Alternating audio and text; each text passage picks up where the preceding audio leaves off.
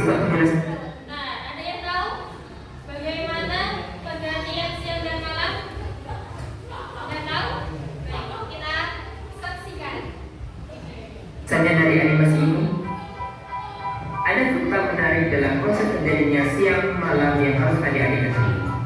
Yang pertama, matahari selalu memancarkan cahaya sepanjang waktu. Yang kedua, bumi mengelilingi matahari, bukan matahari yang mengelilingi bumi. Stop. Pergantian siang dan malam tadi, siapa yang mengelilingi bumi? Boleh ya? Maaf.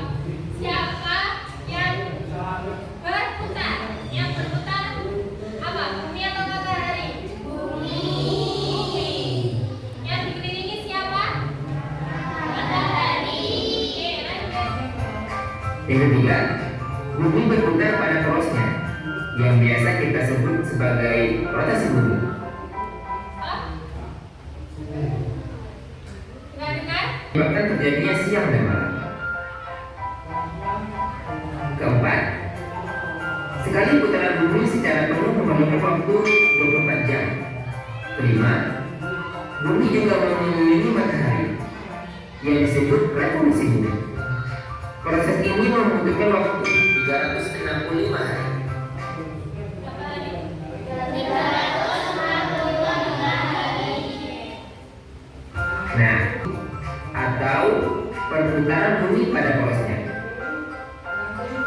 Pada saat gerhana bumi terkena sinar matahari, maka di daerah tersebut terjadinya siang hari.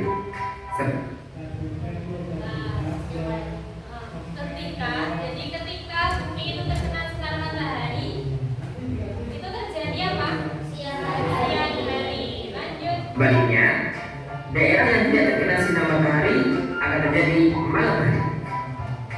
Nah, adik-adik, begitulah proses terjadinya siang dan malam.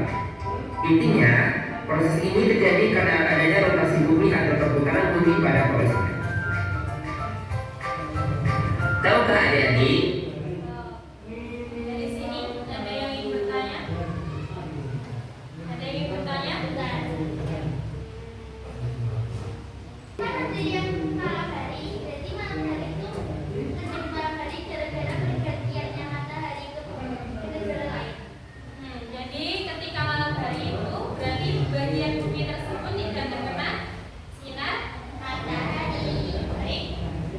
Sekarang untuk kelas 3 guru